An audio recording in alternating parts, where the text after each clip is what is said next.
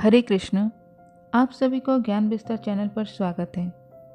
आज हम भगवान श्री कृष्ण के बाल रूप लड्डू गोपाल जी के बारे में जानेंगे। आखिर भगवान श्री कृष्ण जी को क्यों लड्डू गोपाल कहा जाता है, तो आइए शुरू करते हैं। हिंदू धर्म ग्रंथों में श्री कृष्ण को भगवान विष्णु का 8वां अवतार माना जाता है। वहीं द्वापर युग में श्री कृष्ण को अनेक नामों से भी जाना जाता है। इनमें से श्री कृष्ण का एक प्रसिद्ध नाम लड्डू गोपाल भी है। आप सभी जानते हैं कि जन्माष्टमी के दिन श्री कृष्ण के बाल रूप लड्डू गोपाल जी की पूजा की जाती है। लेकिन क्या आप जानते हैं कि भगवान कृष्ण का नाम लड्डू गोपाल क्यों और कैसे पड़ा? किसी किसी को लड्डू गोपाल जी के बारे में पता है और किसी को लड्डू गोपाल जी के बारे में नहीं पता है।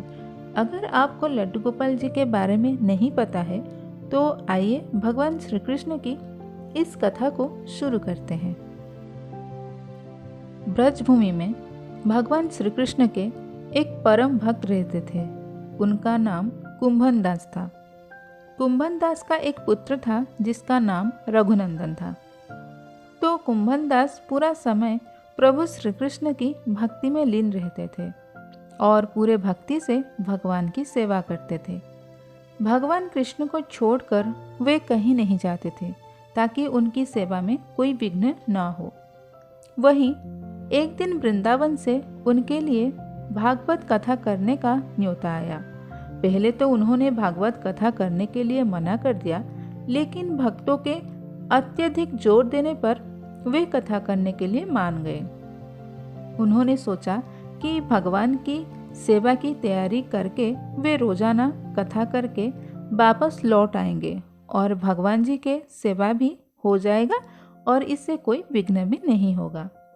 कुंभन दास भागवत कथा के लिए जाते समय अपने पुत्र रघुनंदन को समझाते हुए कहा कि मैं भोग तैयार कर चुका हूँ, बस तुम्हें समय पर ठाकुर जी को भोग लगा देना है।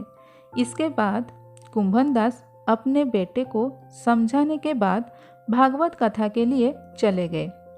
कुंभन दास चले जाने के बाद उनकी अनुपस्थिति में पुत्र रघुनंदन अपने पिता के आदेश अनुसार समय पर ठाकुर जी के सामने भोजन की थाली रखी और सरल मन से आग्रह करते हुए कहा कि ठाकुर जी आओ और भोग लगाओ।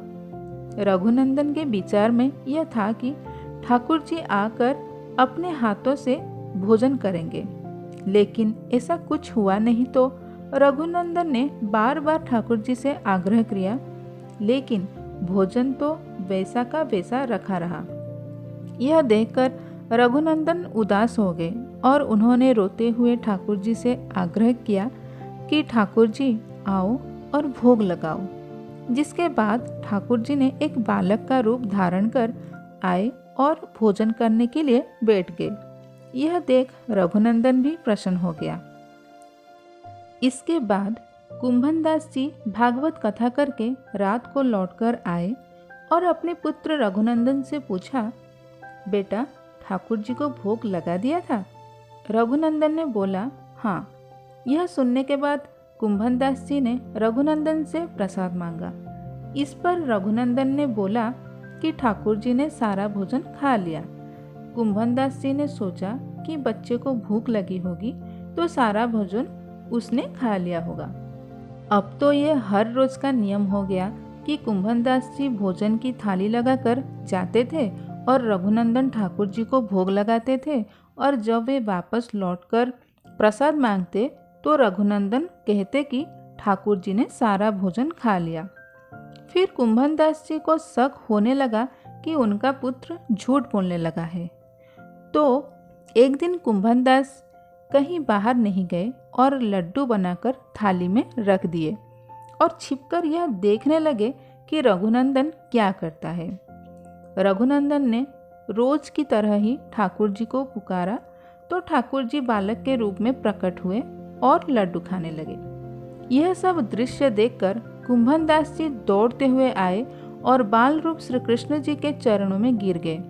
उस समय ठाकुर जी के एक हाथ में लड्डू और दूसरे हाथ वाला लड्डू मुख में जाने को ही था कि वे जड़ हो गए। इस घटना के बाद से ही श्री कृष्ण के इस बाल रूप को लड्डू गोपाल जी कहलाए और तब से लड्डू गोपाल जी को पूजा की जाती है। तो ये रहा भगवान श्री कृष्ण जी का बाल रूप लड्डू गोपाल जी की कथा। अगर मन में सच्ची भक्ति हो तो पत्थर भी भगवान बन जाते हैं, क्योंकि भगवान हर जगह है, हर किसी में है। तो इसीलिए हमें सच्चे मन से भगवान जी की पूजा करनी चाहिए। तो अगर आपको आज का वीडियो अच्छी लगी तो इसे लाइक, शेयर एंड सब्सक्राइब कर दीजिए। धन्यवाद।